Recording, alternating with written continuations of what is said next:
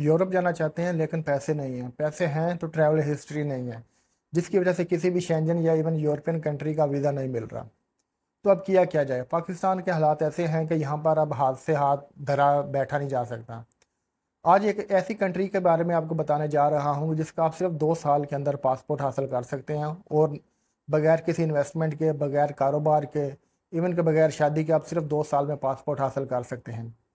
इसकी बेस पर आप अल्बानिया, जॉर्जिया, मोल्डोवा वगैरह के आप ई वीज़ा हासिल कर सकते हैं, और आप यूरोप में एंट्री ले सकते हैं, और वहाँ से आप किसी भी शेंजन कंट्री में मूव कर सकते हैं। इसके अलावा अगर आप इस मुल्क का पासपोर्ट हासिल करते हैं तो आप Singapore, Malaysia, south Africa, Hong Kong का आप वीज़ा फ्री एंट्री हासिल कर सकते हैं। और वहाँ की अगर आप ट्रैवल हिस्ट्री बनाना चाह रहे हैं या इन मुल्कों में आप सेटल होना चाह रहे हैं तो ये आइडियल कंट्रीज़ हैं एशिया के अंदर, जो आप जहाँ पर जाकर आप काम भी कर सकते हैं और अच्छी खासी इनकम हासिल कर सकते हैं।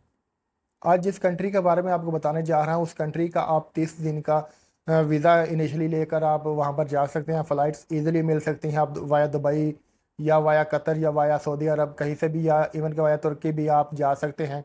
पाकिस्तान से डायरेक्ट फ़्लाइट नहीं जाती, इन कंट्रीज से आपको इजीली फ़्लाइट मिल जाएगी और आप 30 दिन का वीज़ा लेकर वहाँ पर पहुँच सकते हैं। ये कंट्री पाकिस्तानियों को वीज़ा ऑन अराइवल और ई वीज़ा दोनों फैसिलिटीज़ प्रोवाइड करती है। ये आप पे डिपेंड करता है कि आपने वीज़ा अराइवल लेना है या ई वीज़ा लेना है। मेरे ख्याल से सबसे बेस्ट ई वीज़ा होता है। वीज़ा अराइवल पर काफ़ी कोई इश्यूज आ सकते हैं, तो ई वीज़ा सबसे बेस्ट होता है। पासपोर्ट लेने का प्रोसीजर क्या होगा?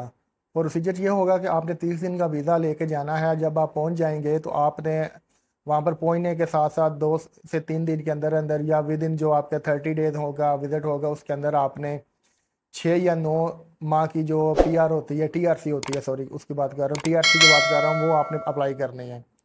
उसकी तकरीबन कोई $200 के अराउंड बर्ड फीस होगी, वो आपने पे करनी है। वो आपको इजीली जो टीआरसी है वो मिल जाती है।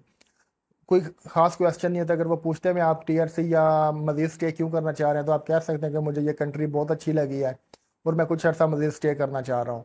जब आपको 9 माह की टीआरसी मिल जाएगी तो आपने उधर रहना है। आप उधर कोई छोटा मोटा काम भी कर सकते हैं, कोई अपना इन्वेस्ट करके हल्की की या कोई जॉब वगैरह ढूंढ के कर सकते हैं। दूसरा ये है कि जब आपके 9 माह पूरे हो जाएंगे तो आपने मज़ीद 6 माह की टीआरसी अप्लाई करनी है। जब आपको 15 माह हो जाएंगे तो फिर आपने पीआर के लिए अप्लाई करना है। वो आपको 5 साल की पीआर देंगे और उसी पीआर के दौरान ही वो आपको विद इन 2 ईयर जो है वो आपको पासपोर्ट भी दे देंगे। इस पासपोर्ट की जो रैंकिंग है वो बहुत अच्छी है, पाकिस्तान की निस्बत तो बहुत अच्छी इसकी रैंकिंग है। इस पासपोर्ट पर आप अल्बानिया, मालडोवा और इसके अलावा एक और यूरोपियन कंट्री है जॉर्जिया, आप इनमें ई वीज़ा लेकर जा सकते हैं। इसके अलावा सिंगापुर, हांगकांग, मलेशिया, ये कंट्रीज़ हैं ऐसी हैं, और साउथ अफ्रीका की एक बताना भूल गया आपको, इन में आप वीज़ा फ्री एंट्री ले सकते हैं। जब आपके पास ये पासपोर्ट होगा तो अगर आप यूरोपियन कंट्री जो 3 मैंने आपको बताई इनमें आप इजीली जाकर कहीं भी आप मूव कर सकते हो। मैं जिस कंट्री की बात कर रहा हूँ ये एक अफ्रीकन कंट्री है, मडगास्कर। कोई ज़्यादा रिच कंट्री नहीं है, ना ही बहुत ज़्यादा पुअर कंट्री है, लेकिन ये है कि ये कंट्री आपको वीज़ा ऑन अराइवल और ई वीज़ा दोनों देती है। आप इसका पासपोर्ट लेकर यूरोपियन कंट्रीज़ में आप इजीली मूव हो सकते हो, और सिर्फ $200 से $300 के दरमियान अगर आपके पास पैसे हैं तो आप उनका पासपोर्ट ले सकते हो। एक और चीज़ बता दूं, अगर आप चाहते हो कि आप 2 साल इंतज़ार नहीं करना चाह रहे, आपके पास थोड़े बहुत पैसे हैं, तो आप पैसे देकर वहाँ पर पासपोर्ट ख़रीद भी सकते हो, जो कि वो ईज़िली पासपोर्ट आपको दे देते हैं। इस पासपोर्ट की बेस पर आप किसी भी यूरोपियन कंट्री में मूव हो सकते हो और वहाँ पर सेटल हो सकते हो। ये पासपोर्ट लेने के बाद आपके पास डुअल नेशनैलिटी होगी, पाकिस्तानी पासपोर्ट भी होगा और मडगास्कर का पासपोर्ट भी होगा। आप मशवरा है कि अगर आप मडगास्कर का पासपोर्ट लेते हैं तो आप ज़रूर उसे ही इस्तेमाल करके, उसे ही अपनी ट्रैवल हिस्ट्री वगैरह बनाने के लिए या किसी कंट्री में मूव होना है तो आप उसके लिए उसको अप्लाई करें। आफ्टर पासपोर्ट मिलने के अगर आप पाकिस्तान वापस आना चाहते हैं तो वापस आ सकते हैं, लेकिन मेरा मशवरा यह है कि आप उधर से ही किसी और कंट्री में मूव कर जाएं। मडगास्कर के अंदर जॉब की इतनी फैसिलिटीज़ या इतनी ज़्यादा तो नहीं है। हाँ, अगर आपके पास थोड़ी बहुत 5-7 लाख रुपए हैं तो आप उधर इन्वेस्ट करके अगर आप उधर रहना चाहते हैं तो उधर अपना छोटा मोटा काम कर सकते हैं। वहाँ पर काफ़ी अपॉर्चुनिटीज़ हैं अपने बिजनेस की।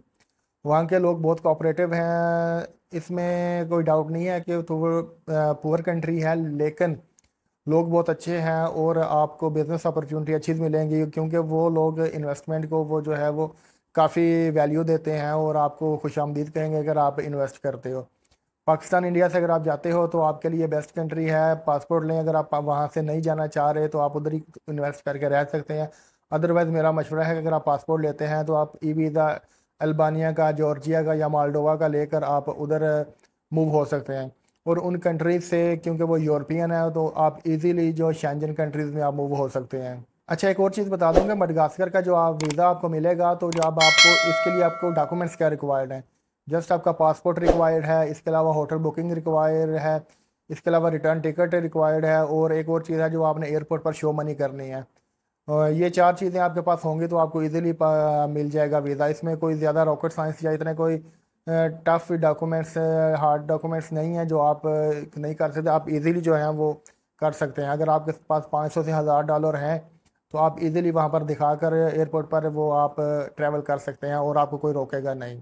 ये थी आज की वीडियो जिसपे मैंने मडगास्कर के बारे में बताया कि आप कैसे मडगास्कर को इस्तेमाल करते हुए यूरोपियन कंट्रीज़ में मूव हो सकते हैं। उम्मीद है कि आपको मेरी ये वीडियो पसंद आई होगी। वीडियो पसंद आई है तो चैनल को सब्सक्राइब कीजिएगा, बेल आइकन को प्रेस कीजिएगा, वीडियो को लाइक कीजिएगा, शेयर कीजिएगा और कमेंट करके ज़रूर बताइएगा कि आपको मेरी वीडियोस कैसी लग रही हैं। अब मैं आपके साथ मिलूंगा किसी नई वीडियो में नई टॉपिक के साथ। अपना ख्याल रखिएगा। अल्लाह हाफिज़।